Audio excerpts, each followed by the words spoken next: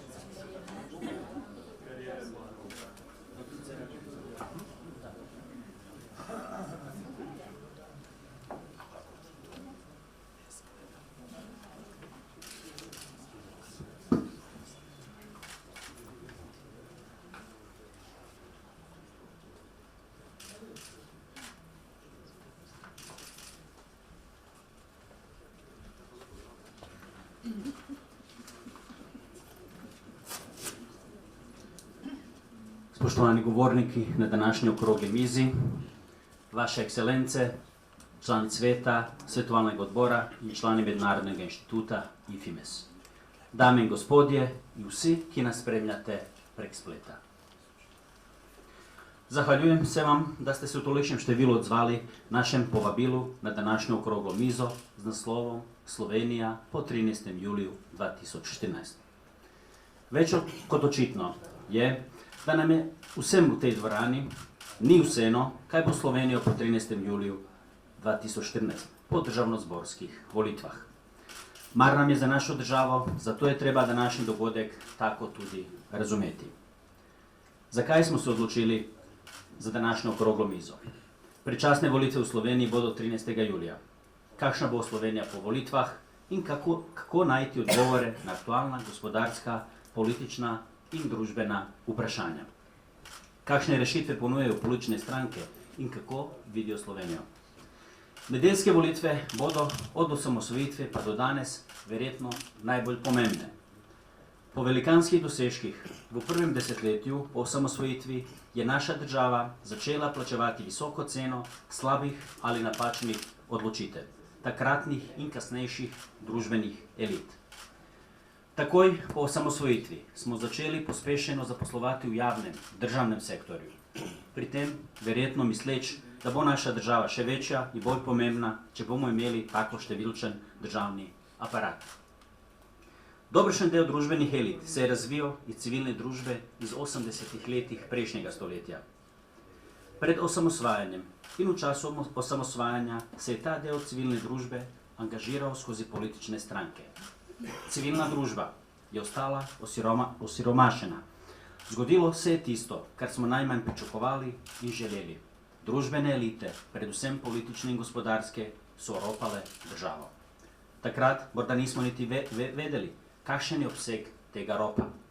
Takšna dejanja se niso mogla skriti za vselej. Vsak dan smo priča novim dejstvom. Postali smo polnopravni člani Zveze NATO, Evropske unije, OECD-a in številnih mednarodnih organizacij. Imeli smo jasne cilje, torej članstvo v teh in drugih organizacijah. Cilji so doseženi, hkrati pa nismo imeli novih ciljev za prihodnost. Obstoječe članstvo, posebej ko gre za Evropsko unijo, nismo izkoristili v našo korist in v korist naših nacionalnih interesov, kot je to recimo naredila Poljska in še nekatere druge države.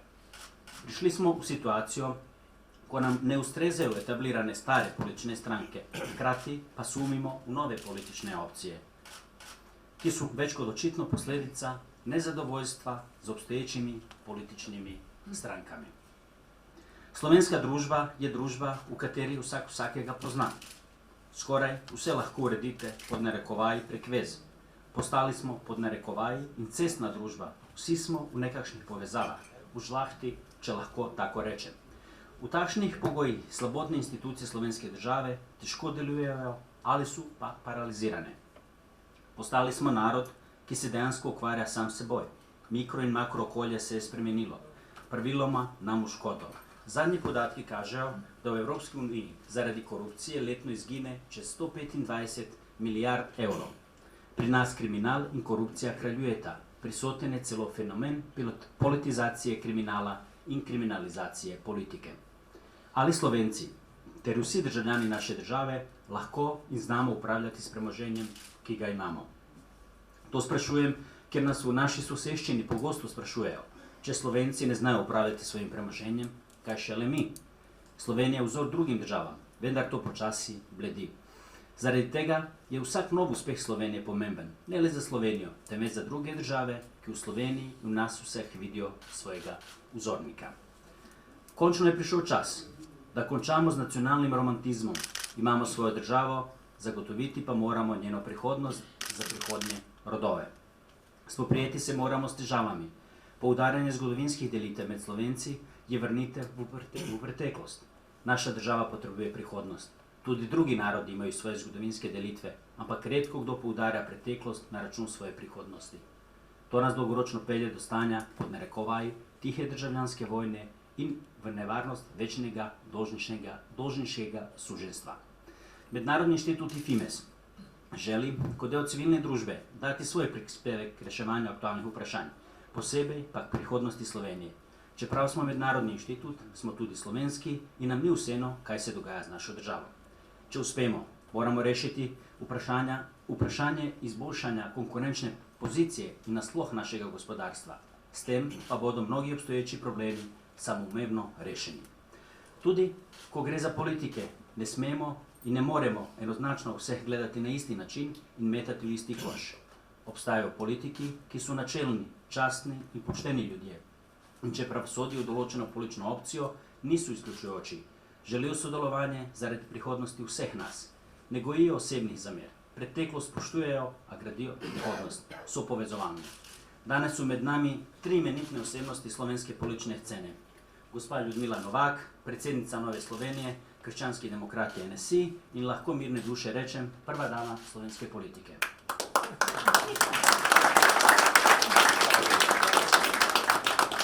Dr. Miro Cerar, predsednik pred kratkim ustanovljene stranke Mire Cerara SMC. In gospod Franc Bogovič, predsednik najstarejše slovenske ljudske stranke SLS. Na koncu okrogle mize bodo udeleženci lahko zastavljali vprašanja.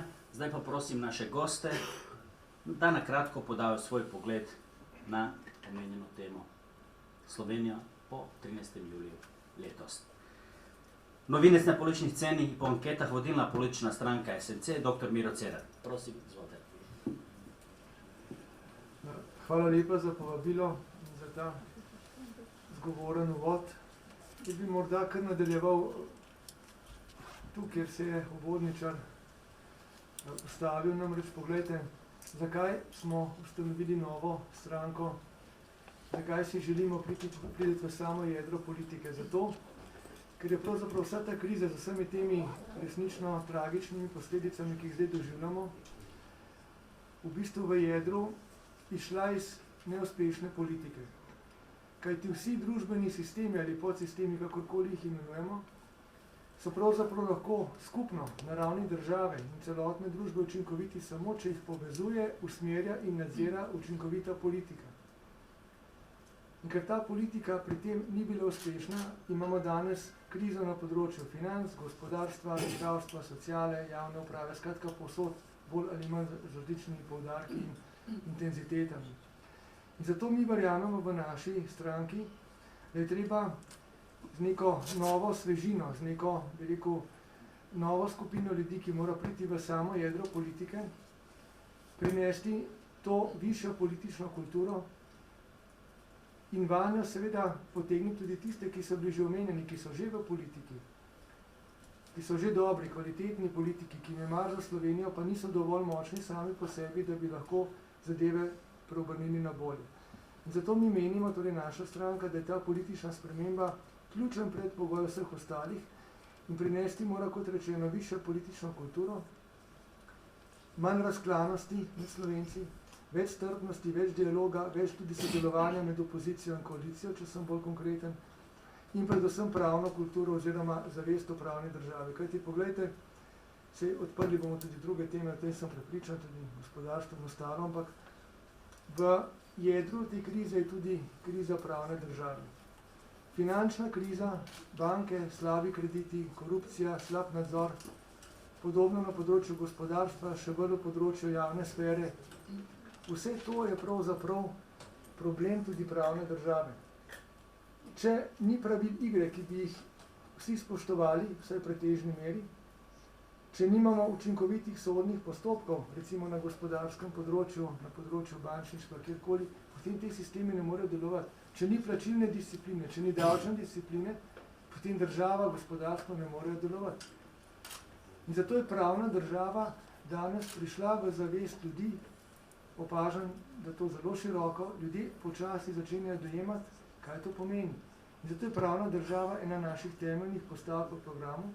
Seveda se pa zavedamo, da je treba državo graditi na vseh segmentih hkrati, tako na področju gospodarstva kot sociale, znanosti in kulture in drugih področij, da ne naštevam.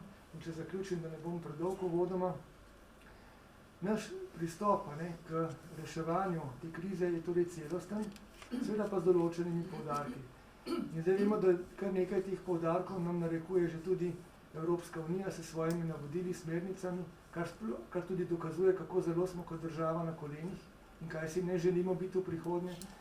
In znotraj tega zagotovo naša stranka kot del prihodnje politike Slovenije vidi neke ključne prioritete, predvsem na področju gospodarstva, potem javne sfere, torej konsolidacije javnih financ in ne nazadnje sociale z vsemi deležniki, ki se tu pojavljajo. Morda toliko za uvod, da ne bom predolg. Najlepša hvala, dr. Cerar, na odličnih istočnicah za nadaljevanje razprave. Zdaj pa beseda prvi dami slovenske politike. Hvala za besedo, lepo pozdravljeni, hvala tudi za takšne laskave nazive. Vsekakor v Novi Sloveniji želimo izboljšati politično kulturo in na tak način tudi delujemo in želimo delovati tudi v prihodnje. Vsi veste, vemo, da je Nova Slovenija, krščanski demokrati, da je to desno-sredinska stranka, pa vendarle to ne pomeni, da se ne smemo pogovarjati, dogovarjati, podpirati dobre projekte kogarkoli na levi ali na desni strani. Sama osebno nimam prav nobenega problema se pogovarjati, podpreti koga, ki ima dober predlog, ne glede na stranko. Ravno kar pozdravljam mojega bivšega kolega v Evropskem parlamentu, Jelka Kacina, ki sva z veseljem izmenjavala mnenje, kadar sva se srečevala v Evropskem parlamentu, ali pa koga drugega izmed vas, za katerega vem, da je v neki drugi politični opciji. In prav to mislim, da manjka v Sloveniji spoštovanje drug drugega, če tudi smo pač ideološko, versko ali kakorkoli drugače opredeljeni. In na začetku bom rekla to, jaz že doživljam nekaj dni napade nekaterih, češ, da sem se prodala levičarjev, ker sem danes tukaj z gospodom Mirom Cerarjem na skupni okrogli mizi Pred, 2 mesecema sem bila pa na neki drugi okrogli mizi, kjer je bil prisoten gospod Šoltes, pa Ljube, pa midva sva bila. Jaz pravim, v čem je pa problem? Se vendarle v Sloveniji moramo pogovarjati, če hočemo nekaj skupaj narediti za to državo. To danes ni nobena nova koalicija, da ne bi kdo spet napačno interpretiral. To, udeležila sem se tega srečanja na povabilo IFEMES-a, sem vesela, da sem bila povabljena in da bom lahko tukaj govorila tudi o tem, kako si politiko predstavlja in kaj predlaga Nova Slovenija.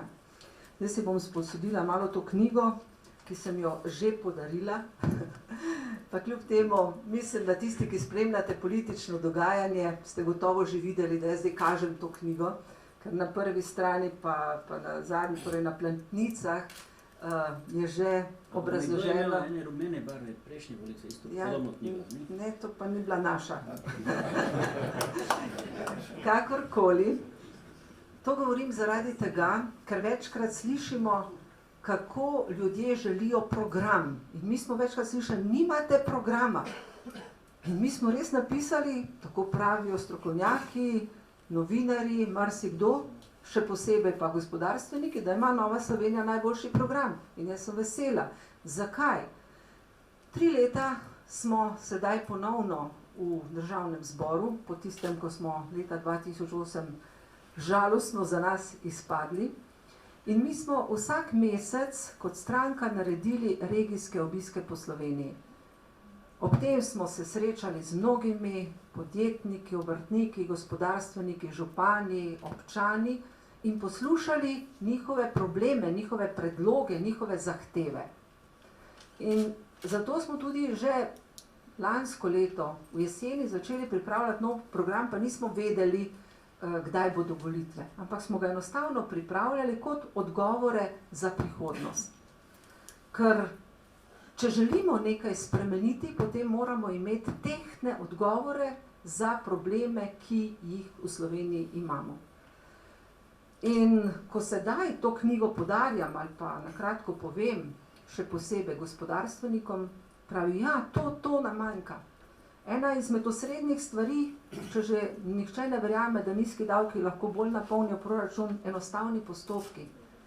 Iz dneva v dan srečujem podjetnike, ki pravijo, 5 let sem čakal na to dovoljenje, zadnjič enega vinogradnika, 6 let je čakal, da bo lahko začel graditi turistično kmetijo, do takrat je pa v najeti hiši, ima najeto vinsko klet, lahko bi šel v Italijo, ker ima ženo zamejko, v 6 mesecih je rekel, bi on vse imel, ker je pa tako pripaden Sloveniji, je vztrajal tukaj. Glede, in takšnih primerov je toliko, tudi sami ste tukaj gospodarstveniki in mnoge stvari poznate, veste, in zato ni treba tako veliko denarja, pa lahko to naredimo. Zato jaz pravim, ni vse v denarju in tudi v ustvarjanju tega pozitivnega vzdušja, da lahko, vse vemo, Slovenci smo sposobni, smo delavni, ampak smo to našo državo malo preveč zakomplicirali, in zaradi tega imamo več težav, kot bi bilo treba. Potem nas zmerjajo, da zdaj smo pa mi postali neki neoliberalci in nimamo več socialnega čuta. S tem se ne morem strinjati. Mi smo zapisali samo tisto, kar smo ugotovili, da Slovenija potrebuje. Če gospodarstvo primanjkuje kisika, smo mi napisali takšne ukrepe, da bodo lahko lažje dihali in ustvarjali. In jaz si tudi ne domišljam, da jaz poznam vse rešitve v Sloveniji in da mi kot stranka lahko rešimo vse probleme. Sploh ne. Znam pa poslušati in znam dati ljudem možnost, ki znajo nekaj narediti, da bodo lahko delali. In to moramo narediti. Da država pripravlja razmere, pogoje, da bodo lahko ljudje delali. Da bo več optimizma, da bo boljše vzdušje med nami. Da bodo mladi videli več veselja, da jih bomo podprli, ne pa da se ukvarjajo z birokracijo, ne vem koliko časa, pa zmanjka časa za tisto, kar v resnici želijo narediti. In če bomo to naredili, jaz sem prepričana, da bo takoj se odprla cela kopica novih delovnih mest. In kaj je zdaj tukaj krščanskega? Najbolj krščansko je to, da človeku vrneš dostojanstvo, da ima službo, in da lahko svojim delom poskrbi zase in za svojo družino. To je največ, kar lahko država naredi za človeka. da lahko človek zasluži, poskrbi zase in za svojo družino. Tisti, ki pa ne more, za tistega pa poskrbi država. To je zame socialna politika, ker mislim, da je v Sloveniji veliko lažne socialne politike, ko se poudarja take in drugačne in take pomoči. Ne, vse smo dobili roke in glavo in pamet, torej najprej naloga človeka, da dela, država odpira te možnosti, te razmere, kdor pa ne more, pa zanj poskrbi. To je bistvo našega programa in dodajamo tudi to, kar je gospod Miro Cerar prej govoril, zagotovo pravna država. Tukaj smo do neke mere vsi razočarani. Ne govorim o konkretnem primeru, ki razburja že nekaj časa Slovenijo, je pa res, če bi pravna država delovala, potem se ne bi zdaj mi znašli na najvišjih mestih pri korupciji. Krivi smo seveda politiki, pravijo. Jaz pa pravim, vsakega politika, ki je koruptiven, pa kaj naredil, naj ga zaprejo, pa naj odgovarja za to. Tako nas pa tlačijo vse v isti koš, vsi smo krivi, vsi smo pokvarjeni. Ja, poglejte, se imamo zdravnike, ki smo ugotovili, da so bili koruptivni, pa niso zato vsi zdravniki pokvarjeni. Pa ne vsi politiki, pa ne še na drugih področjih imamo vrsto. Na nižjih nivojih se verjetno tista korupcija še najbolj odvija. Vsej politiki na vrhu se menjavamo. Zato vzpostavitev pravne države, plačilne discipline, to je izredno pomembno in to sem tudi velikokrat slišala od naših izseljencev. Sem poskušal, pa imate preveč zakomplicirane postopke, sem celo imel tam podjetje, pa sem ga zaprl, zato ker nisem bil pravno zaščiten in podobno. Skratka, dela imamo veliko, če bomo znali sodelovati in se pogovarjati, in ne samo gledati, kdo je bolj levi, bolj desni, takšen in drugačen, ampak kdo je pošten in kdo resnično hoče dobro v Sloveniji, s tistimi Novi Sloveniji želimo sodelovati. Bravo. Kaj ne rečem, odlične izhodišča, poudarek na slovenskem gospodarstvu, krščanskih vrednotah, nadgrajenih s univerzalnimi vrednotami. Čestitke, gospa predsednica. In ko se spodobi najstarejša slovenska stranka, predsednik najstarejše slovenske stranke, na koncu, da poslušamo modrosti slovenskega podeželja, da tako rečem, slovenskega gospodarja. Besedo imam gospod Franc Bogovič. Hvala lepa, lep pozdrav vsem zbranim.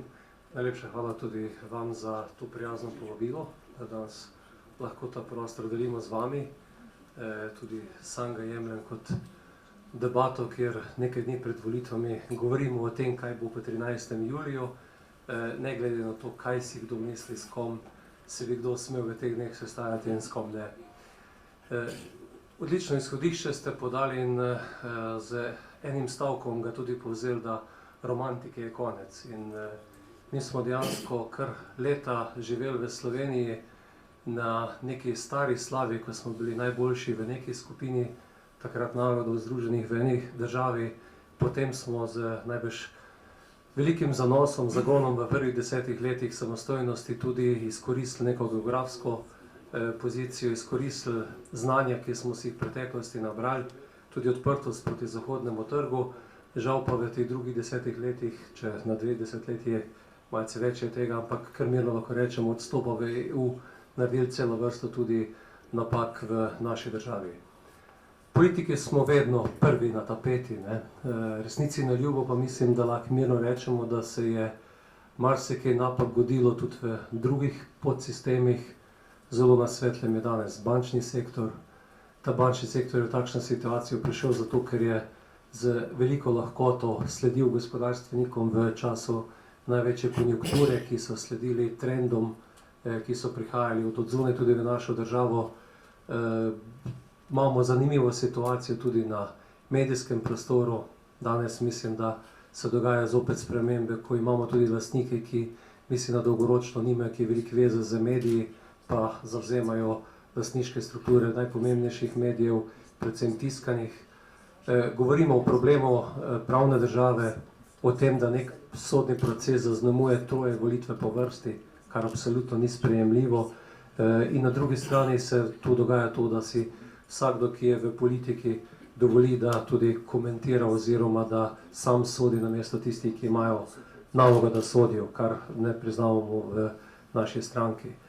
V šolstvu se zatekamo modelom, ko 20 000 otrok vsako leto vpišemo na fakultete, kljub temu, da vsi vemo, da tudi nič kaj večja ni generacija, pa še kar to vredo. Ko nam pridejo, ne vem, Avstrijci razlagati o tem, da z veseljem zdaj govorijo o dualnem sistemu, ki je bil za nekatere staromoden še nekaj let nazaj, pri nas nekateri še kar začmi obračajo, kot da to ni tudi pri nas potrebno storiti. Kar se tiče Slovenske ljudske stranke, ki je 12. maja 1988 nastala takrat kot stanovsko gibanje, ponosen sem, da sem bil takrat v Unionski dvorani, tako da resnično delim ta prostor politični od takrat, je zelo odgovorno do preteklosti se opredelila v lastni kongresni deklaraciji že leta 1994. Tam smo podali kritičen odnos do dogodkov med drugo svetovno vojno, predvsem do dogodkov po drugi svetovni vojni, dogodkov v 70. letih, se jasno opredelili tudi do in pozitivno označili zanos Slovencev, ki smo ga naredili v začetku 90. let ali pa na prelomu 90. let in se usmerili v prihodnost. Tudi sam sem eden tistih, ki sem s svojim delom profesionalno na lokalnem nivoju 13 let to dokazal. Danes z veseljem povem, na kaj sem v lokalnem delu najbolj ponosen ali pa ena od stvari, ki je veliko pomenila v okolju Krškega Posavja, kjer sem deloval. 98. konec leta sem postal župan, 7. junija praznujemo v občini praznik, ki je posvečen vrnitvi izgnancev po drugi svetovni vojni in prvim krškim žrtvam, ki so padle že 41. leta. Veličastna slovesnost 2000 zbranih, mogočen kulturni program, ki se je sprehodil vse od kmečkih uporov preko reformacije, Valvazorja, preko Prešerna, Majstra, dogodka 41. leta in tudi 10-letnica takrat dogodkov osamosvojitve. Na koncu smo podpisali, so predstavniki, predsedniki veteranskih združenj pred nami podpisali listino prijateljstva in sodelovanja. Leta 2001, 7. junija. Od leta 2001 se v tistem okolju nismo več preštevali po tem, kaj je kdo delal desetletja ali desetletji nazaj, ampak o tem, kaj je potrebno tiste mesto narediti. Zato sem tudi z ambicijo, kot ste postavili vprašanje, kaj po 13. juniju, ponudil kot predsednik stranke deklaracijo 5, smo jo poimenovali, navedli 5 ključnih nalog od zdravstvene reforme do regionalnega razvoja, do boja proti korupciji, boja za gospodarstvo in ponudil vsem političnim strankam, da podpišemo pred volitvami dogovor, s katerim se zavežemo državotvorni drži tudi po 13. juliju. In če kaj ta država rabi po 13. juliju, da ne bomo zopet preštevali se za nazaj, ampak določili tistih, ne vem, 5, smo jih mi navedli, najbrž je že kakšna več potrebno, ključnih nalog, ki je treba v Sloveniji narediti in tudi pristopiti k temu, ne glede na to, ali se bomo znajdli v koaliciji ali v opoziciji. V naši stranki smo to že dokazali, ko smo podprli kot opozicijska stranka tudi pokojninsko reformo in mislim, da so pred nami časi, ko bo potrebno te stvari opredeliti. Mi smo v našem novem razvojnem modelu navedli ključ, ki smo ga poimenovali program za letošnje volitve, navedli ključne zadeve tudi pri nas kot desnosredinski stranki, ki temelji tudi podobno kot Nova Slovenija na krščanskih vrednotah in pripada tej grupaciji EPP, navedli, da je gospodarstvo, delovno mesto tisto, na kar moramo staviti, nakazali zelo jasno, kako vidimo ustvarjanje delovnih mest, da je najprej potrebno ustvariti pogoje in da se politika enostavno potem umakne, pusti gospodarstvo, da dela. Pogoje vidimo predvsem v manjši davčni obremenitvi, razbremenitvi stroška dela, v jasni deregulaciji države oziroma poenostavitvi postopkov. Tu mislimo, da ima ključna naloga tudi prenos operativnih nalog iz ministrstev na lokalno raven, bodisi občinsko, še rajši bi videl, če bi se na območju starih občin uspele občine povezati v medobčinske organe, prenesti prostorsko zakonodajo, socialo, razvoj gospodarstva, razvoj turizma, kmetijstva, tam, kjer so problemi, tam, kjer so ljudje, tam, kjer se bodo dnevno srečevali in tudi v oči pogledali tiste, katerih probleme rešujejo. To je ta del, s katerim ocenjujemo, da je moč ustvarjati nova delovna mesta. V tistem delu, kjer pa država lahko in mora tudi aktivno sodelovati, je pa področje evropskih sredstev. V letu 2012 sem dokazal kot minister pristojen tudi za okolje, da je to možno narediti. Mi smo imeli takrat situacijo takšno, da bi zagotovo več kot pol sredstev iz okolja ostalo v Evropi, kolikor ne bi odprli debato. Kaj smo ugotovili? Sodelavci na ministrstvu so bili tisti, ki so blokirali postopke. In ko smo odprli dirko za vse enakovredno, kdo bo prvi prišel do gradbenega dovoljenja, bo prvi dobil tudi odločbo, imamo kar nekaj situacijo, da imamo še za eno perspektivo projektov z gradbenimi dovoljenji z izbranimi izvajalci. In to je treba enostavno spraviti v pogon. Mi stavimo tudi še na ostale naravne vire, voda, hrana, les smo zapisali. Na teh virih je od programa razvoja podeželja, skupne kmetijske politike do kohezijskih sredstev cela vrsta možnosti. Mirno bi se pa tudi v nadaljevanju še zadolžil za takšne projekte v državi, kot so, ne vem, okoljske stvari v ureditvi hidroelektrarn, protipoplavna zaščita, kjer bi lahko z aktivno vlogo države obvarovali ljudi najprej poplav, hkrati pa tudi zagon gospodarstva naredili. Tako da ključne poudarke, ki jih dajemo, so poudarki okoli delovnih mest. Mi smo trdno prepričani, da je to najboljši socialni ukrep in da, kolikor bomo imeli dobro delujoče gospodarstvo, odprto, transparentno, kjer bo pravna država delovala, kjer ne bomo vsi enaki, ampak se bo kar ločil, kdo dela napake, kdo dela prekrške, kdo krade in kdo ne krade, takrat bo v Sloveniji bolje. In jaz mislim, da tako kot so dejali, konec romantike ali pa maske z obrazov, pa začeti resno in pa odgovorno delati.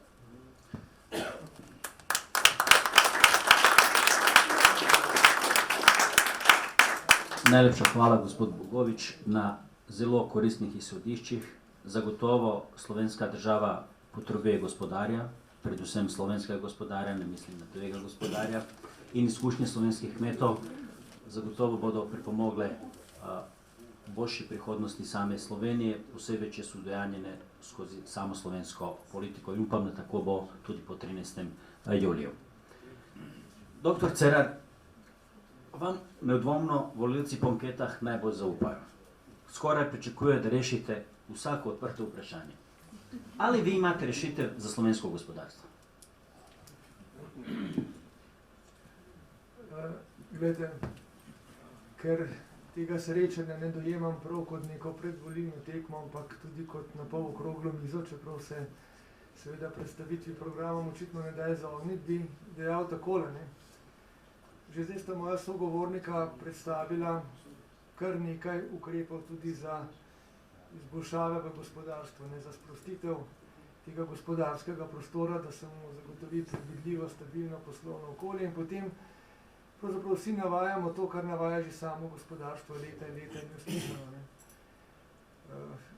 Tudi v našem programu je marsikaj tega. O deregulaciji bi lahko tudi jaz govoril zdaj le 5 minut. Tudi jaz kamorkoli po Sloveniji grem, doživljam, kot je bilo rečeno, iste pripombe, pritožbe, klice obupa in podobno, glede administrativnih postopkov. Ampak nadaljujem glede gospodarstva. Dajmo se vprašati, zakaj v zadnjih 10 letih, denimo, ko smo imeli leve in desne vlade v vseh vrstah kombinacij, nismo uspeli razviti Slovenijo v uspešno, gospodarsko uspešno državo. Zakaj država ni bila dober gospodar? Zakaj moramo mi zdaj sprejemati neko fiskalno pravilo, ki je pravzaprav že vsestalno prisotno, ki ga pravzaprav nek dober gospodar sploh ne potrebuje, ker mu je samoumevni princip delovanja? Zakaj zdaj vsi naštevamo in tekmujemo v številkah? Vsi zahtevajo številke. Povejte nam konkretne rešitve, koliko bo tega. Ko poveš številko, pa vsi rečejo, se to ni možno, se ste nerealni, od kje boste pa dobili. Zakaj dopuščamo ta začarani krog mediji, politika? Zato, ker enostavno nimamo politike, ki bi uspela zagotoviti to, kar sem povedal. Ker dokler ni učinkovitega vodenja, dokler je vse na papirju, od drugega tira do tretje vsi, od energetike, pa poglejte, pa imamo TEŠ, od javnih financ pa imamo DARS, pa imamo marsikaj še drugega. Pa imamo korupcijo, pa nas Evropa ocenjuje kot eno najbolj koruptivnih držav. Torej, dokler mi ne zastavimo zadeve popolnoma drugače in tako, kot sta tudi sogovornika povedala, politično odgovorno, brez korupcije, s pravno državo, toliko časa mi nimamo nobene šanse in tudi ta ideološki prepad, ki smo ga tudi v zadnjih 10 letih samo še poglobili, je dokaz, da na državni ravni politika ni bila učinkovita. Niso vsi za to krivi, ampak vemo, kdo je to politiko v različnih kombinacijah usmeril in vodil. Zato jaz trdim, da potrebujemo novo vodstvo. Zato trdim, da potrebujemo nekoga, ki je neobremenjen z dosedanjimi revanšizmi, razklanostmi in z načinom delovanja, da je treba Slovence razpršiti, da jim lahko obvladuješ. Da lahko potem deliš denar, kot se ti zdi, dokler ga še kaj je. In zdaj gospodarstvo. Ne vem, koliko bom lahko kaj novega povedal, pravzaprav, ampak sami veste, da od zbornic do samih gospodarstvenikov, od direktorjev, vseh, nenehno poslušamo že leta in leta pravzaprav iste signale, iste prošnje. Pa zelo malo je bilo storjenega. Samo ta problem, ki je bil zdaj ocenjen kot zelo, mislim, da zelo realno ocenjen kot ključen. Pretirana administracija, zapleteni postopki, tudi korupcija je tu nekaj vmes. To popolnoma onemogoča tudi tuje vlagatelje, da bi prišli k tem, to, kar je bilo rečeno. To popolnoma duši ne samo gospodarstvo, to duši tudi občine, vse subjekte v državi. In zato tukaj ne gre pravzaprav toliko za to, ali vemo kaj. Mi vemo marsikaj, imamo ogromno stroke, ogromno izkušenih ljudi. Gre enostavno zato, da se zavemo, da je treba spremeniti našo mentaliteto v tem pogledu. Se vrnem k nekim koreninam, od katerih smo v neki podivjalosti zbežali. Zdaj, seveda na področju gospodarstva, če samo še dodam nekaj stvari. Zakaj je tako pomembno? Zato, ker ima tudi druge učinke. Ima učinek na socialo, ima učinek na javne finance, vemo. In zato je zagotovo to ena od prioritet. In tukaj je treba, kot je bilo delno že omenjeno, dopustiti, da se gospodarstvo trese politike. Da se povsod, kjer je to nujno potrebno, zagotovi zares učinkovito korporativno upravljanje. Da se z nekim nadzorom zagotovi, kar smo rekli, finančna disciplina, davčna disciplina, da tudi država postane nenazadnje vzoren plačnik, ker tudi država je slab zgled, kar je dokaz več, kako naša politika deluje. In potem, da se seveda tudi z davčnimi prejemi, subvencijami po nekih novih merilih na podlagi preteklih izkušenj, ki so mnoge tudi slabe, stimulira tisto, kar je dobro, tisto, kar je slabo, pa seveda ne. Tako da nimo, če samo dam primer, ker se pravi, teh ukrepov je nešteto, danes se kar nizajo številkoma polno in vsi mislimo, da bo to rešilo problem neboga. Ampak, na primer, zelena davčna reforma, če dodam en košček v mozaik. Nagraditi zeleno, čisto dobro in nekoliko davčno bolj obremeniti slabo, umazano, nekoristno. Kot, na primer, eden od ukrepov, ki lahko spodbudi tako gospodarstvo, kot do neke mere prinese nekaj v javno-finančno blagajno. In to, kar je bilo rečeno, se z marsičem tem strinjam, popolnoma, kar sta predhodnika rekla. Ključno je razviti novo, drugačno kulturo dela. Mi smo v Sloveniji popolnoma deformirali naš odnos do dela. Delo ni več vrednota. Počasi se zdaj zavedamo tega, kaj smo s tem naredili in počasi se ponovno prebuja pod vrednoto. Ampak ideal je postal obogateti na hitro, brez dela, in tako naprej, da ne razlagam, kam to pelje. Tako je, kot ste rekli oba sogovornika. Mladim, starejšim, vsem je treba omogočiti, da si svoje dostojanstvo, svoj standard pridobijo z dostojnim delom in treba tudi tukaj uvesti pravične načine nagrajevanja. In preprečiti te umetne stečaje, kjer se potem poniža desetine, stotine, tisoče delavcev v njihovem dostojanstvu, se jih prikrajša za normalno eksistenco, njih in njihove družine.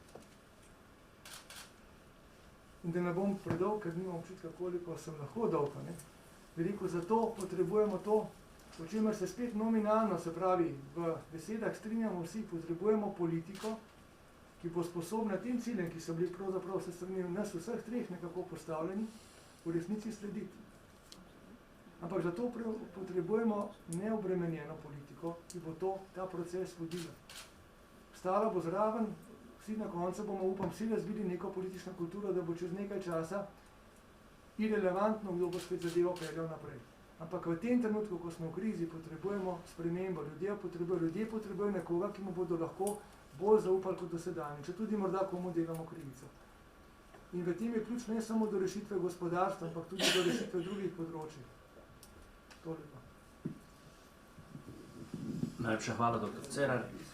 Gospa Novak, vi ste vrnili krščansko demokracijo na slovensko politično prizorišče. To vam vsi priznavajo.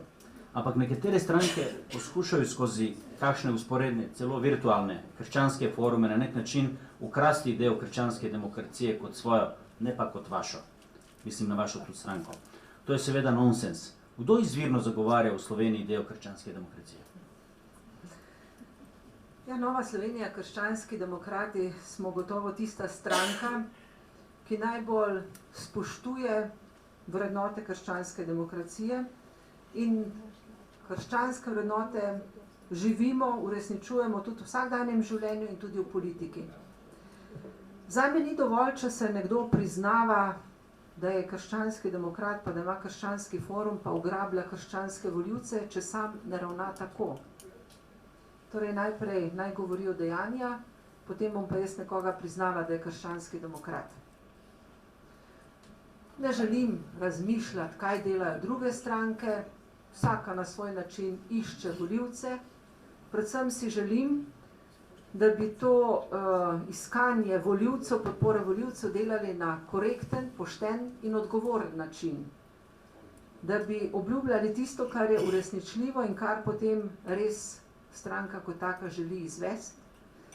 Hkrati pa spoštuje tudi partnerje, tekmece in da se ne gremo nekih nizkih udarcev, še posebej ne od tistih, s katerimi bi bilo najbolj normalno, da bi sodelovali.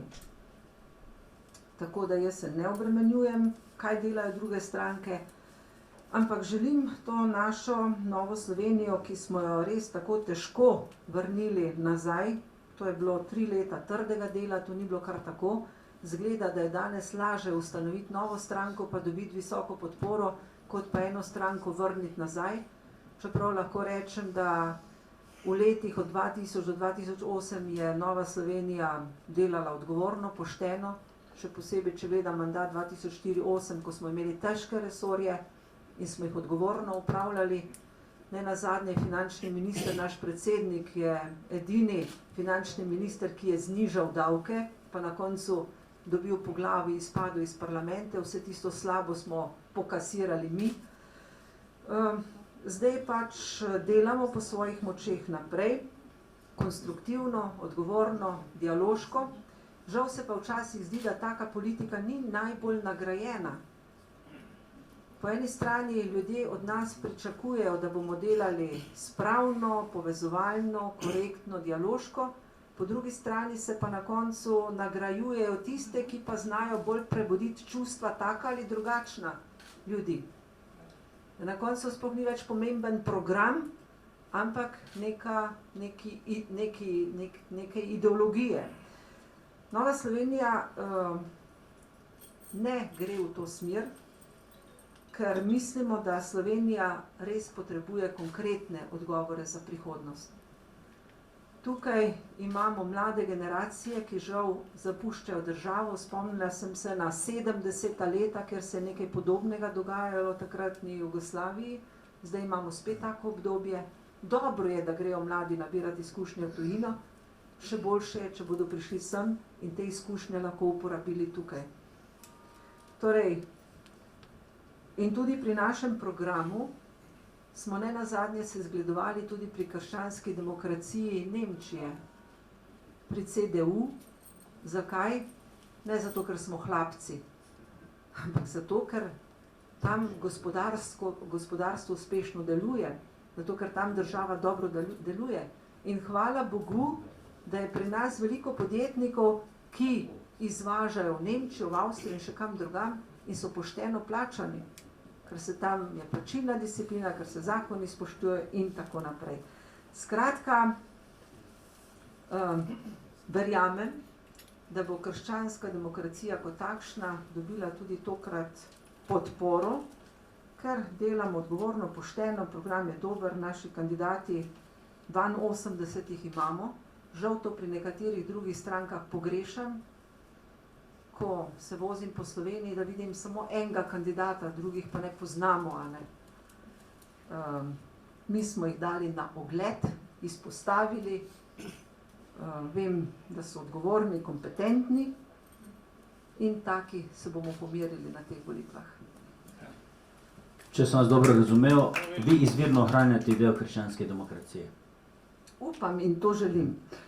Hvala. Gospod Bogovič, kje se v konstelaciji političnih odnosov v Sloveniji trenutno nahaja Slovenska ljudska stranka? Glede, da ste sorodni nekaterim strankam, pa tudi to ne skrivate, poudarjate neke podobne vrednote, katere se prizadevate oziroma ohranjate. Kje ste vi zdaj? Najprej naj zelo jasno povem, Slovenska ljudska stranka je prva stranka, ki je postala polnopravna članica Evropske ljudske stranke krščanskih demokratov. Mi smo tisti, ki smo po večini verniki, tisti, ki smo ohranili 90. leta isti sedež v cerkvi, kot smo ga imeli do 90. Nismo se niti takrat rinili v prve vrste, šli smo v cerkev prej, danes hodimo. Ni pa nobenega razloga, da bi mi moral kdo iz pridižnice povedati, kaj je greh in kaj ni greh, ko so volitve. Zato sem tudi v nekem odzivu dejal, da je tudi dobro delo lahko, če voliš Slovensko ljudsko stranko. Tukaj s tem nijo nobenih težav, mislim, da je prav, da to razčistimo. Kar se tiče tudi neobremenjenosti, glejte, gospod dr. Cerar, ki sva dobra znanca, doslej sva bila tudi vedno dobra prijatelja, da vidim nobenega razloga, da je bilo naprej, je govoril o obremenjenosti. Jaz sem povedal z veseljem in ponosom, da sem politik od 12. maja 88 in res ne čutim čisto nobene obremenjenosti. Zakaj je ne čutim? Zato, ker sem se kot mlad fant takrat pojavil v politiki, starši so me naučili dela in poštenja. Ko sem 98. leta postal profesionalno v politiki kot župan občine Krško, sem si pa zadal nekaj izhodišč. Prvič, da bom počel to, v kar verjamem, da ne bom zaradi politike zganjal demagogijo, populizem, obljubljal nekaj, v kar ne verjamem, kar ni možno, da bom počel to delo pa na takšen način, da bodo imeli moji starši mirno starost, pa otroci prihodnost v mojem kraju. Zaenkrat sem ponosen na družino, vsi živimo doma in tako bom delal, tako bom počel v politiki sedaj. Vidim pa, da je to v lokalni politiki, kjer je real life možno. V državni politiki pa vidim, da mnogi bleferji lažje živijo in pa bolje pridejo skozi kot tisti, ki govorimo realni jezik.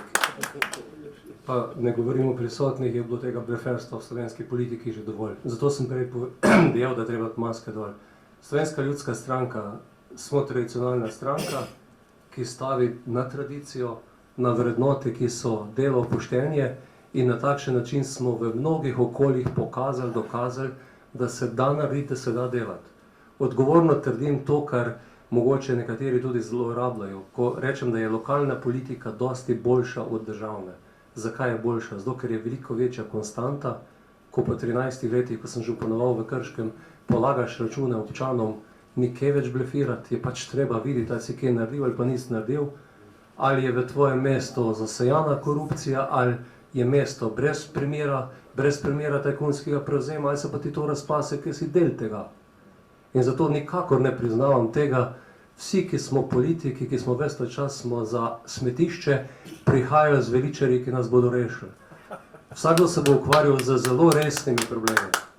Ta država ima tako resne probleme, da bomo probleme pa uspeli rešiti takrat, ko bomo dali glave skupaj in vsi skupaj. Nabor je zdaj res zelo širok od tega, da bomo še več javno upravo dali do tega, da bomo vse davke sklestili, da bomo prišli 13. 14. julija, dali glave skupaj, pa zelo jasno začeli in odkrito delati. Mi več ne moramo delati naprej tako, da bomo, ne vem, če obrnem na denarnico ali pa na osebne prejemke, 1000 evrov plače, dobili 1200 evrov, bomo pa trošili. To počnemo že zadnjih 5 let. Vmes smo morali popraviti še tiste neumnosti in nebuloze, tudi najbolj zlatih časov konjunkture, ko smo tudi, ne vem, 2 milijona Slovencev nas je, pa smo zdaj, ker ne vem, 5-8 milijard, koliko bomo vložili v to noter, ker 3-4 tisoč evrov vsakdo na neumnosti, ki so jih počeli bankiri in pa gospodarstvo. Na koncu bomo večino tega morali sami upravljati. Evropa nam dala neke nauke, vendar jaz sem bil zdaj, imam to možnost in sem hvaležen za to izkušnjo, ki bom imel kot evropski poslanec, ko je prišel italijanski predsednik vlade Renzi predstavljati začetek predsedstva Italije. Socialist. Kaj je dejal? Rekel, zaston, da mi govorimo o tem, kaj nam Evropa govori. To, kar moramo narediti, moramo mi vedeti, Italijani. In če nismo v stanju speljati vse reform, nam nič ne pomaga evropski nauki in ne bomo nikamor državo pripeljali. Zato jaz mislim, da je ključno, da se v Sloveniji pogledamo v ogledalo, da nehamo blefirati, kako smo najboljši, kako smo najbolj pridni, ko pa ljudem delo ponudiš, pa ugotovi, da se mu ne splača delati, ker je boljš biti na sociali, pa vse bonitete koristiti, pa mogoče doma ali pa prek meje iti še kaj narediti. In jaz mislim, da imamo te elementarne probleme in ključen problem pa je to, kar je bilo prej rečeno, in tudi se z dr. Cerarjem strinjam, če pa inštitucije pravne države ne funkcionirajo, če lahko, ne vem, neko veliko gradbeno podjetje mimo grede s trga pomete 20-30 podizvajalcev, ker pač nekdo ne more plačati odvetniku, zato da bi v 5 letih prišel v procesu na sodišču skozi, je pa to velik problem. In imamo mi velik problem, da v tej tržni ekonomiji, ki jo imamo, na katero stavimo, druge nimamo, imamo grozne probleme, če pravna država ne izloča z trga, pa je to politika, pa je to gospodarstvo, pa je to banka, tiste, ki pač delajo za svoj žep, ne za to, za kaj so plačani. In na takšen način Slovenska ljudska stranka želimo teh vrednotam slediti. Smo eni prvih, ki smo tudi znali komu iz naših vrst, ki so bili na odločilnih mestih, reči hvala, dati prostor za to, da se neki postopki nekje razčistijo do konca, ne pa naprej obremenjevati političnega prostora. Konec konca smo zelo jasno povedali tudi lanskega 8. januarja, da naj takratni predsednik vlade ponudi nekoga drugega iz svoje stranke, pa ne vlada dela naprej, da tako obremenjeni pač ne moramo iti naprej. Tako da to so tiste stvari. Pozicionirani smo pa na desno sredino in verjamemo v delo, pa verjamemo tudi v Slovenijo. Ni tako neizhodno, kot na prvi pogled zgleda, moramo pa pošteno delati, kalimerovski klubok si razbiti, pa maske sneti marsikomu. Lepo hvala, gospod Bogovič. Ljudje so obupani. Kako povrniti zaupanje slovenskemu človeku, mladini, študentom, delavcem in vsem nam, ki si želimo boljšega življenja? Vse kaže, da ste vi ta dr. Cerar. Velika pričakovanja. Zdaj zagotovo sam ne morem biti ta upam pa, da lahko prispevam k temu bistveno, da bomo res slovenskemu človeku omogočili rešitve iz teh težav in problemov. Zdaj pogledajte, na eni strani vemo, da 20% približno populacije je že pod pragom revščine, brezposelnost uradno je okrog 130 000 plus še kar nekaj verjetno neuradno. Vemo, da mnoge mlade družine imajo težave, vemo, da mnogi mladi dobijo službe po šoli, po študiju in vemo, da je katastrofalno velika številka mladih in drugih seveda, ki pravzaprav bežijo v tujino, s trebuhom za kruhom, tako kot se je nekoč reklo. Ne gre torej samo za tiste, ki grejo na šolanje in izobraževanje v tujino, ampak so dejansko v eksistenčni stiski in si v tujini najdejo preživetje. Mi se bomo zavzemali in mislim, da upam, da se bomo skupaj v politiki, kdorkoli bo pač tam, zato da se vsi te trendi obrnejo.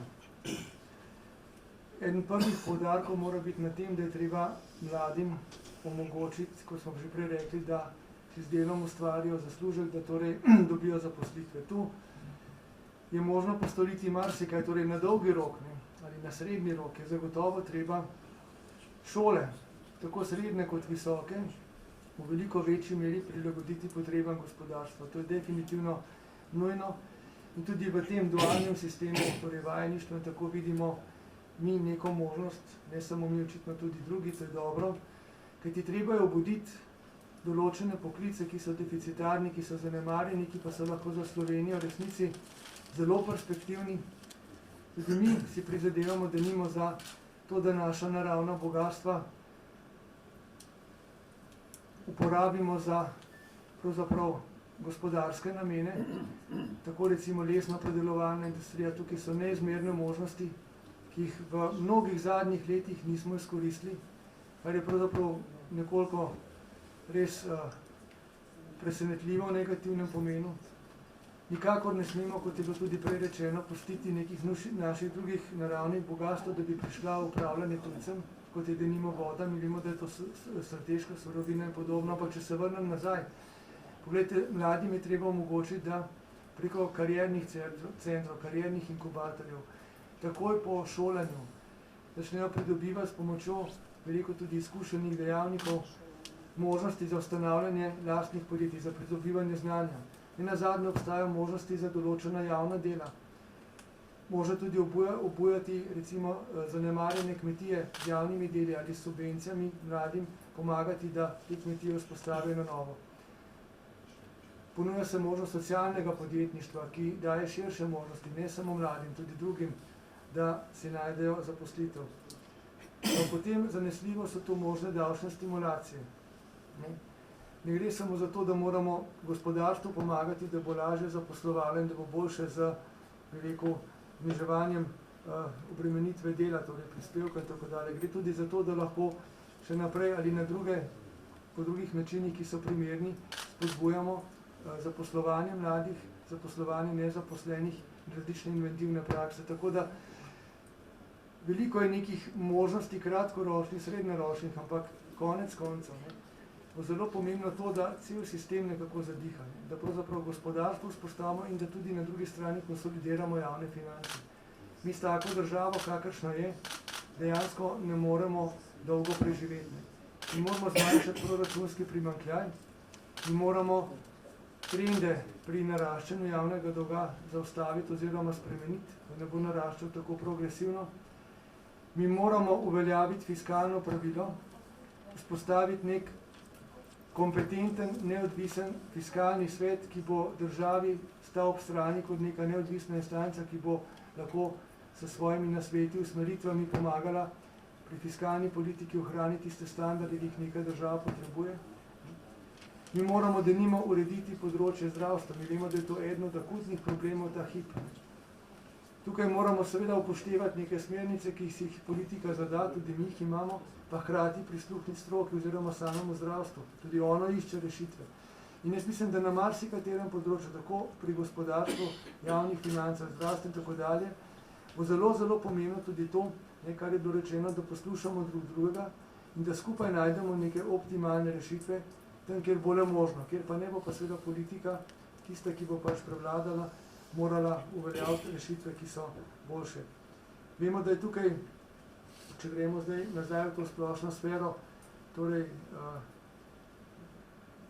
zaposlovanja ali perspektive ljudi v Sloveniji, treba tudi storiti to, da bodo tudi upokojenci nenazadnje in mnogi drugi imeli neke spodobne pokojnine. Torej treba enostavno to socialno državo imeti stalno pred očmi in zato torej na vseh drugih segmentih dela, da bomo lahko zagotovili te pokojnine tudi v prihodnje in da bodo kvečemu naraščale, ne pa da se nekdo boji, da bo že zdaj, ko je pravzaprav v revščini, izgubil morda še kaj. Tako da veliko je tu nekih mehanizmov, omenjeni so bili tudi že številni strani naših, torej mojih sogovornikov. Gre pa za to, da končno pridemo k dejanjem.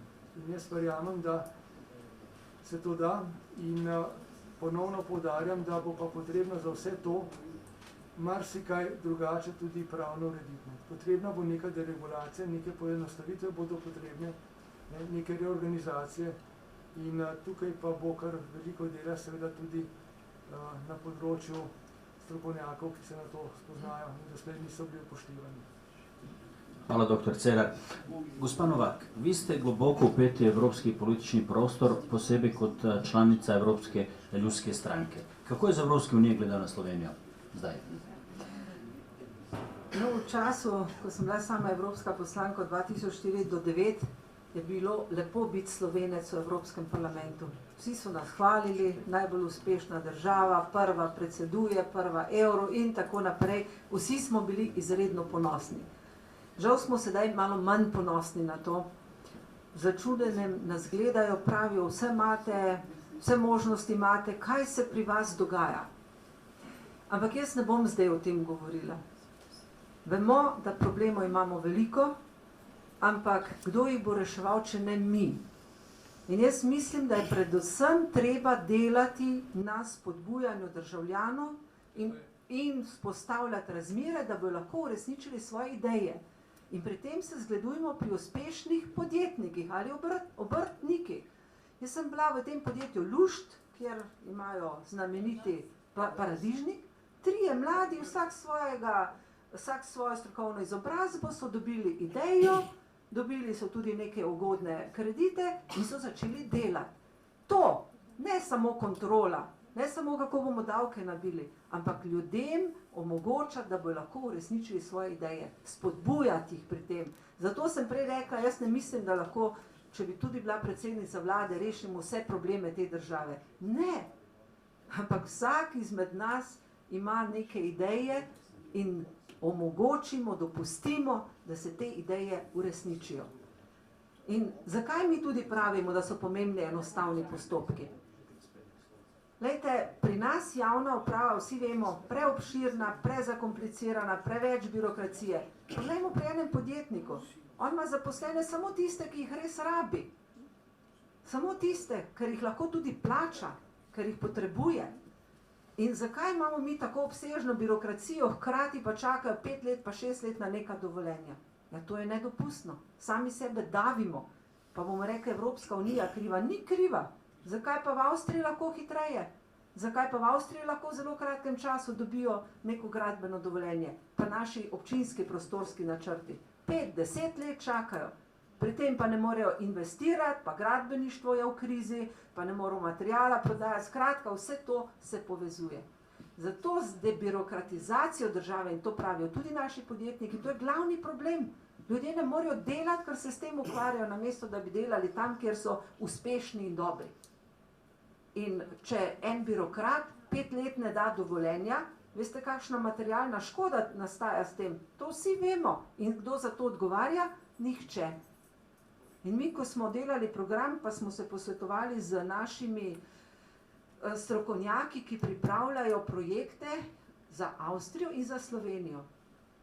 Mislim, tako enostavne rešitve. Mi moramo postaviti prometne znake, se dogovoriti za pravila in potem ljudje naj delajo. A bomo vsake 5 km ustavljali en avto, pa nekoga pa ga spraševali, a ima vse dokumente ali dela vse prav. Seveda, kdor dela narobe in krši, ga treba kaznovati. Ampak ni to prva stvar države. Prva stvar države je spodbujati ljudi, da bojo lahko delali, da bojo lahko poskrbeli zase. Potem pa zelo tisto malo sociale. In zato smo mi tudi napisali nizki davki, ker smo prepričani, če so nižji davki, jih lahko država pobere več. Ker laže jaz plačam, ne vem, 1000 evrov davka, kot pa 5000 evrov, pa namesto, da plačam toliko davka, vložim v nove tehnologije, pa odprem nova delovna mesta in tako naprej. In zmanjšati obremenitev plač. Mi smo ohranili nekatere vzorce, še iz časa socializma, se jih oklepamo, tako kot lastništvo podjetij, in še nismo spregledali, da nas to pogublja. Recimo, mi smo takoj za to, da se prodajo podjetja v državni lasti, da se dobijo odgovorni lastniki, ki bodo plačevali davke, ki bodo delovna mesta ustvarjali in ki ne bomo mi pokrivali luknje z davkoplačevalskim denarjem. Konkretno en primer, ravno včeraj mi je nekdo pripovedoval, ena podjetnica kupuje neko zadevo, iskala kredite. Ja, pri banki v državni lasti je za 1% bil višji kredit kot pri neki tuji banki. Ja, kam bomo pa šli, zakaj pa rabimo potem mi državne banke, če jih moramo kar naprej zalagati, ne? Ali pa subvencije. Mi smo proti subvencijam. Zato, ker tista velika podjetja, kot je Cimos in Mura in tako naprej, kar naprej smo dali subvencije, na koncu pa ravno tako propadejo. Čim prej naj propadejo, ostane naj zdravo jedro in naj se dela naprej. Hvala lepa. Gospod Bogovič, slovensko podeželje je močno podhranjeno, s prodajo Mercatora še dodatno ogroženo. Negotovost je evidentna, slovenski kmete, pridelovalci so upravičeno zaskrbljeni. Kako pomagati tem ljudem v takšni situaciji? Bi prosil za kratek odgovor, potem da dam priložnost publiki. Ker, kot vem, imate tu druge obveznosti, kmalu bomo končali. Bom poskušal biti zelo kratek pa plastičen. Sam sadjarim na 4 hektarjih jabolk. Povezan smo v skupino, ker omenim z imenom Evrosad, ker smo povezani, smo spravili skupaj 800 hektarov, se moja jabolka prodajajo tudi v Kuvajtu in na 14 evropskih trgih. Podeželje, kmetijstvo se mora dobro organizirati, imeti svoje kanale, predvsem pa imeti dobre blagovne znamke in bodo ljudje iskali te izdelke. Vkolikor pa bomo še naprej ponavljali vzorce, pa pridemo do teh napak, kot ne vem, ko so v 90-ih letih, ko se je dopustil regionalno politiko enemu združiti, pa se sutim prodati. No, pa dobro povezati, imeti dobre blagovne znamke in pa odgovorno iti na trg. In ključno vlogo pri tem bi moral bolje odigrati, kot je doslej zadružni sistem, ki je eden od oblik, kako male povezati. Ali bo to naredil zadružni sistem, ali bodo naredili podjetniki po vertikali, čim prepiti s čim boljšimi izdelki, čim bolj direktno do kupca. Hvala lepa. Glede na to, da dr. Cerar mora na drugi konec Slovenije, bi mu dal v bistvu njegov neke zaključne misli, da pove. Vprašanje, ne imamo za njega vprašanje. Za njega, posebno vprašanje. Tri vprašanja.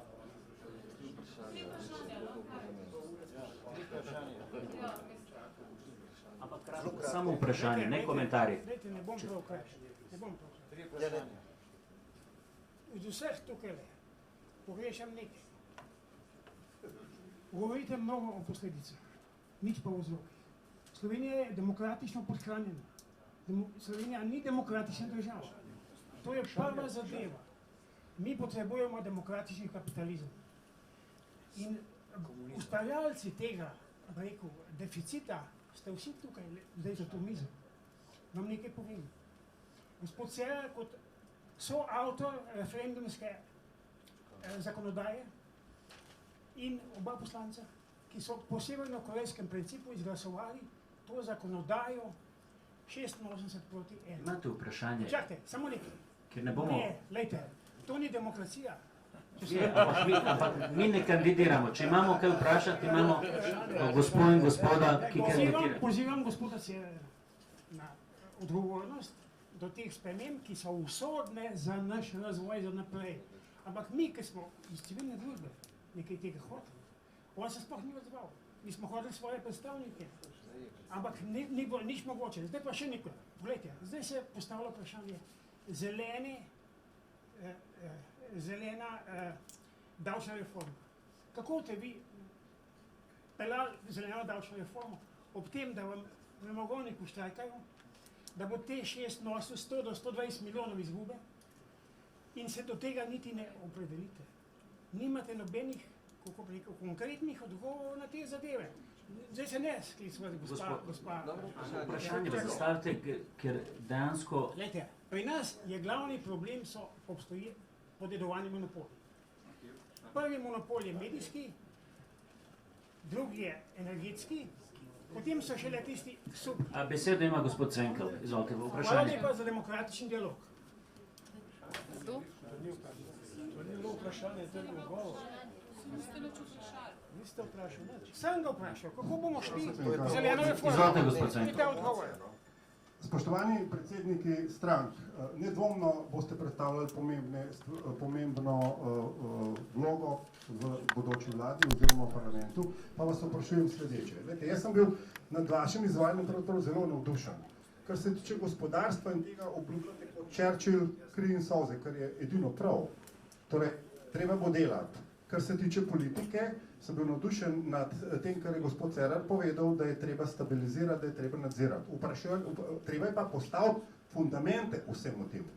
V politiki rabimo stabilnost in vas vprašujem, ali se boste v parlamentu zavzemali za dvotretjinsko koalicijo, ki bo končno zakonodajno stabilizirala razmere v Sloveniji, da bomo evropsko primerljivi, da bomo konec koncev dobili pravo levico, pravo desnico, ki bo lahko stabilno vladala. To je eno vprašanje. Drugo vprašanje, kar bomo mi s pridnimi rokami nagrabili, nam bojo spet pokradli. Torej, ali boste končno v sodstvu postavili določene prioritete, državljani namreč v veliki meri ocenjujemo, da so zaprti že vsi kurji tatovi, da so kaznovani že vsi prodajalci zemljišč, ki ne izstavljajo računov, da se pa še mirno šetajo po golfu na Bledu ljudje, ki so zavozili banke, pokradli banke. Baje je nekje v Sloveniji nek bivši bankir, ki je odgovoren, glavni odgovorni za ponikanje denarja na Balkanu, danes pa presej za svoj žep gospodari na nekem propadlem pogorišču slovenskega holdinga.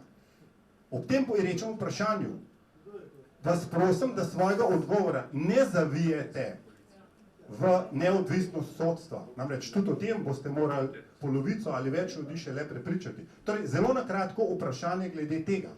Ali boste po sistemu follow money polovili lopove, jih zaprli in dali priložnost, da dokaže izvor denarja.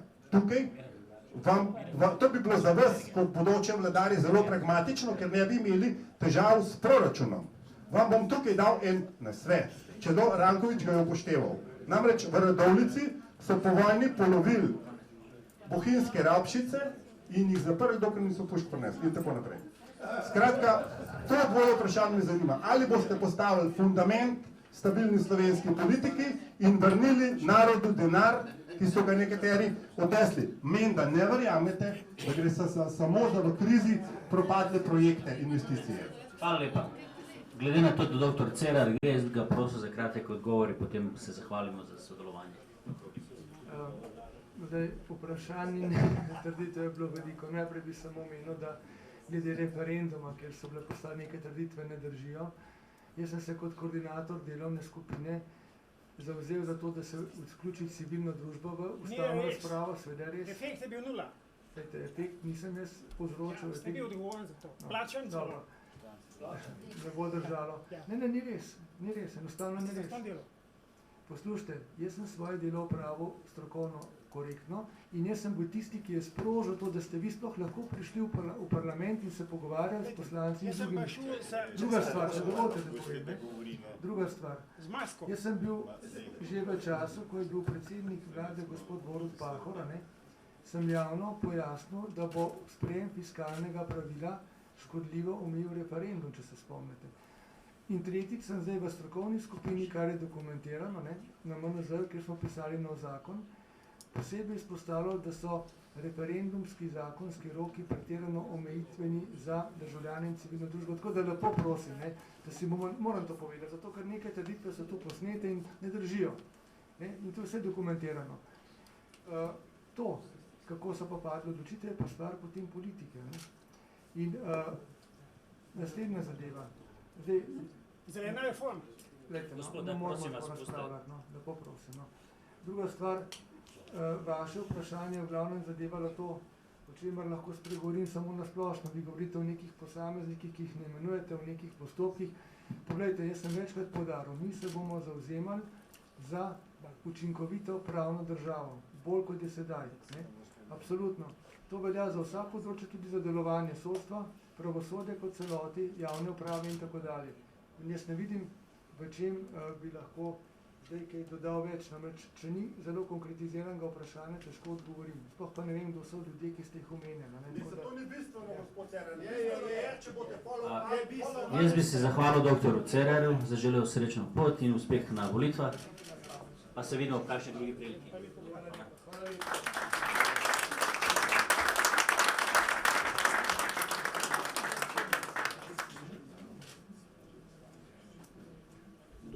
Bo odgovarjal na vprašanje. Hvala za prednost. Mi smo jasno zapisali, da ne gremo na volitve zato, da bi bile zopet predčasne volitve in da nam je cilj, da se pred volitvam zapiše jasna koalicijska pogodba, v kateri se bo zavezalo k izvajam reform, ki so nujno potrebne. Upam, da bo to čim širša koalicija, ki bo odgovorno prevzela odgovornost za to državo in to, kar bo zapisala, izvajala. Če gledamo v Nemčiji, Avstriji, so zdaj 2 mandata, zato je največ sta ti državi uspešni, ker sta v krizi 2 mandata vladi, ki presegata polovico. Prejšnji teden so sprejeli zajamčeno plačo v Nemčiji, kjer je bil pač dogovor. Jasno zapisati pred volitvami tistim, s katerim bomo ocenili, da lahko takšen program, kot smo ga zapisali, se pravi, da bomo več naredili, da bomo vzpostavili socialno državo skozi nova delovna mesta, da bomo v resnici pogledali, či smo se o tem pripravljeni pogovarjati in pa tudi prevzeti del odgovornosti. Kar se tiče follow money, ja, obratno dokazno gradivo je ena od stvari, ki mislim, da bi mi morali uvesti in enostavno je v Sloveniji vse preveč tistih, ki so na takšen ali drugačen način prišli do tega denarja in ga tudi iz države izpeljali. Jaz sem bil eden tistih, ki sem bil najbolj glasni, ko smo že, mislim, da v letu 2009 v parlamentu zavrnili resolucijo Evropskega parlamenta, ki je šla v to smer, da bi, in tam je bilo vključno za kriminalna dejanja, trgovina z orožjem, z mamili, da bi se uvedla. Naš pravni sistem nam je dopovedoval in zakonodajno-pravna služba kot napak. Podpiram do take ukrepe, kot so jih Nemci naredili, če treba, da država do denarja pride, poišče, plače nekoga, ki to sled najde in ta denar pripelje nazaj. Samo na kratko, v Novi Sloveniji smo za izvajanje zakona o nezakonito pridobljenem premoženju, žal se ta zakon imamo in se ne izvaja. Potem mi predlagamo tudi, da so sodniki razbremenjeni administrativnih del, da bodo lahko upravljali svoje strokovno delo in bodo pri tem bolj učinkoviti. Tudi zagovarjamo trajni mandat sodnika, vendar s preizkusno dobo na začetku, da ko se že nekdo izkaže, da potem lahko je preizkušen, ali je dober sodnik, pa še nekatere druge zadeve predlagamo. Skratka, pravna država ne deluje v zadostni meri, zato je zagotovo treba narediti določene reforme.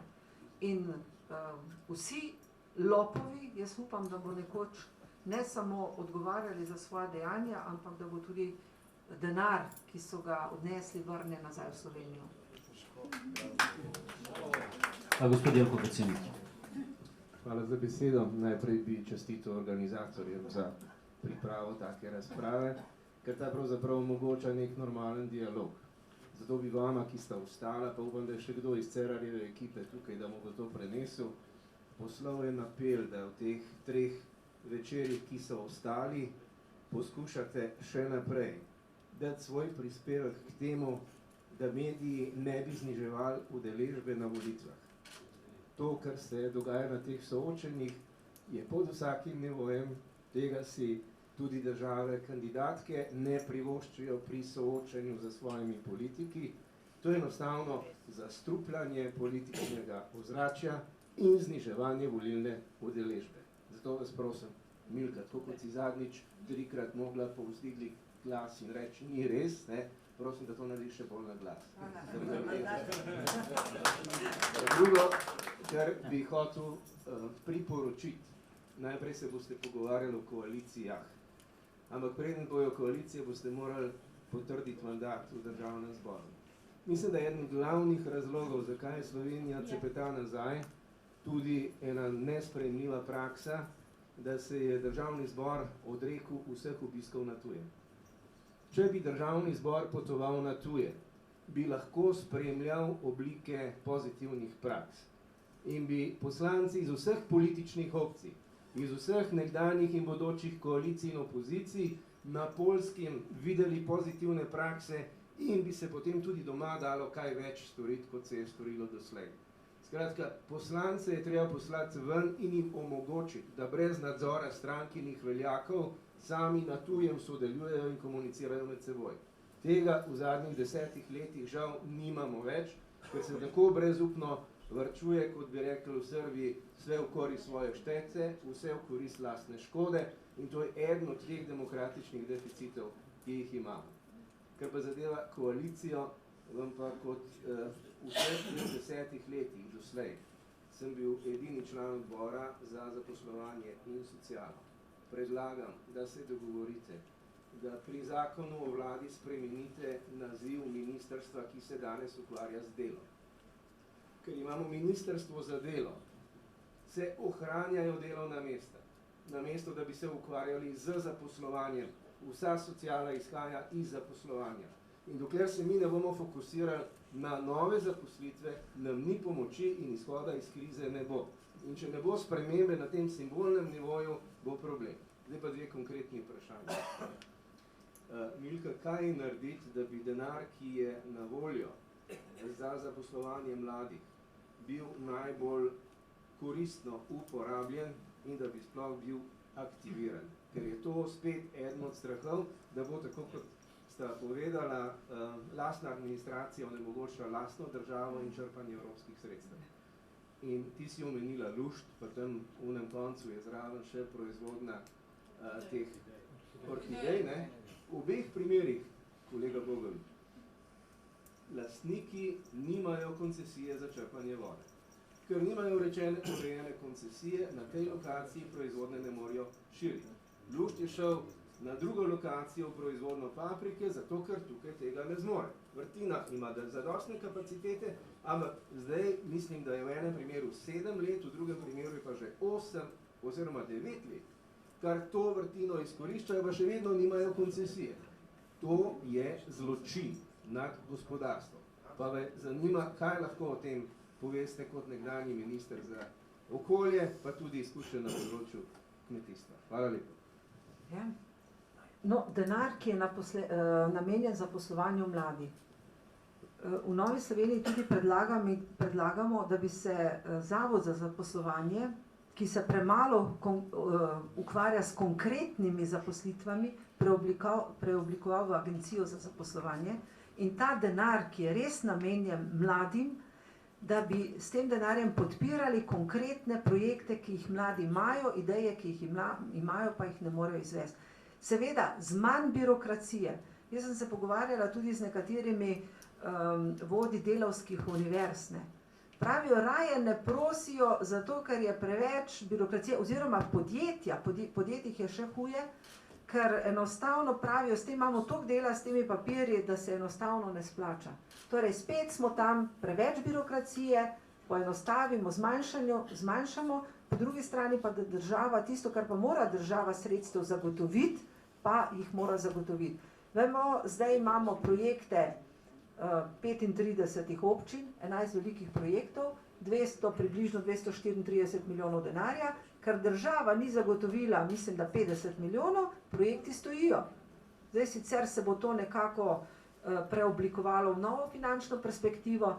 Torej, s tem, če država ne zagotovi 50 milijonov, zgubimo lahko 200 milijonov. Takšne napake delamo v Sloveniji. In pravim, treba je dejansko dati denar, ki je namenjen za mlade, v to, da spodbujamo njihovo podjetniško žilico in da bodo lahko uresničili svoje ideje, ki jih imajo. Tudi veliko znanja imajo mladi, žal pa nimajo tistih zagonskih sredstev, da bi lahko to uresničili. Hvala, Ilka, za to vprašanje. Eno leto sem bil na tem okoljskem ministrstvu, ker sem spoznal totalno zmedo, ki je na področju upravljanja z vodami. Ob koncu mandata smo na vladi, en zadnjih dokumentov smo sprejeli izhodišče za predlog reorganizacije vodarstva. Tu mislim, da je osnovni izvirni greh na vodah. Danes je upravljanje s slovenskimi vodami, v kar štejemo od poplavne varnosti do koncesije za vode, do odpadnih voda, pitne vode, do namakanja, energetskega izkoristka vode, razdeljeno na x faktorjev. Inštitut za vode piše študije, običajno na ARSu nekdo tudi predvidi, kaj je treba napisati. Sam sem osebno to probo, ko sem poizkusil eno zajetje narediti za namakanje vode. Kot državljan sem izključno se lotil tega. Potem je zgodba na ARSu, na direktoratu za vode, potem pa udaljeno zopet na koncesionarje, ki upravljajo z tem. In mi smo jasno upravljali z vodotoki. Jasno smo zapisali, da je potrebno narediti močno državno javno podjetje, ki bo odgovorno za vode. Ne, da bo ono upravljalo z vodami, ampak odgovorno za vode, imeli jasne strateške načrte, kaj z vodami, kaj smemo, kaj ne smemo in da bodo zadeve zelo jasne. Kar se tiče teh dovoljenj, smo v tistem letu uspeli kar spremembo narediti, da smo za Bom na primeru povedal spremembo zakona o vodah, kjer smo šli za eno stopnjo na nižje nivoje pri izdajanju dovoljenj. Danes imamo za malo hidroelektrarno, 1 megavat, rabiš koncesijo. Postopek poteka tako, da najprej nekdo pridobi vodno dovoljenje, kar pomeni, da greš skozi to proceduro vseh teh dovoljenj. Ko dobi vodno dovoljenje na X lokaciji za takšno in takšno hidroelektrarno, je pa država morala še razpisati koncesijo, na katero se je zopet javljalo lahko X ljudi in je to trajalo 2krat po 5 let. Mi smo spremenili in smo za takšne postopke iz koncesij prenašali na vodno dovoljenje. Se pravi, da titulirano na investitorja štarta na to vrtino, na to vodo in dobi dovoljenje, on ne pa da se še razni koncesionarski postopki izvajajo na drugi roki. Tako da v tej deregulaciji in pa v jasnem gospodarjenju s slovenskimi vodami, ki je danes totalno raztreščeno in se te labirinti med ministrstvom, potem ARSom in pa Inštitutom za vode pa dislociranimi enotami jednostavno zgubijo. Jasno, ker bo nekdo ta pravila določil, boš na enem mestu te zadeve urejal. V to smeri tudi ta predlog reorganizacije, ki je bil konec februarja na vladi tudi sprejet šel. Hvala, Andrej Ljubič. Se bom navezal na tole, kar ste zdaj govoril. V Sloveniji je bilo za čas Avstro-Ogrske več mlinov in žag, kot imamo danes malih hidroelektrarn. Na ministrstvu, ki ste ga vodil, stoji približno 250 do 300 prošenj za izgradnjo malih hidroelektrarn. Rešile so se mogoče 3 ali pa 4 v zadnjih 4 letih. To je slika in odraz, ja, to so resnični podatki, kar približno poznam. Vem, sem bil tudi z vami v kontaktu takrat in tukaj je razlika med Slovenijo pa Avstrijo. Obe dve državi sta v isti Evropski uniji in v Avstriji je od začetka do konca postopka v normalnem času traja 6 mesecev, pri nas pa tudi v 5, 6 in 7 letih, kot se rekel, ne pridemo do konca. Tako da to je tista bistvena slika gospodarstva in uspešnosti naše države. In ne glede na vlado, tukaj se pač mi sprejemamo nove zakone, ampak naredi se pa nič. Tako da, če bomo tukaj na tem področju kaj naredili in takih področij je veliko podobnih in vse se tukaj neha. Jaz mislim, da je Slovenija premejhna, da nas je premalo, da bi se stavila eno pošteno vlado vsi skupaj. In če se bomo začeli tega zavedati, da bo ta negativna selekcija končana, potem bo upanje za nas. Dokler se bomo pa šli takole, kad se gremo zdaj, bo to težko. In še mogoče za vaju, še za oba dva, jaz mislim, gospa Novakova, da ni problem vaše druženje z levo stranjo. Jaz mislim, da je pri vas večji problem dežnik neke vaše stranke in da je to mogoče vam bolj zbija rejting. Jaz bi v bistvu, da zaključimo današnji dojek. Če smo dobro razumeli naše goste, vključno z doktorjem Cerarjem, naši sogovorniki nimajo osebnih zamer do nobenega v slovenski politiki. Da so nam obljubili, da bodo delali za blaginjo Slovenije, blaginjo vseh državljanov in da bodo sklepali takšne koalicije, kompromise, ki so v prid ljudstva.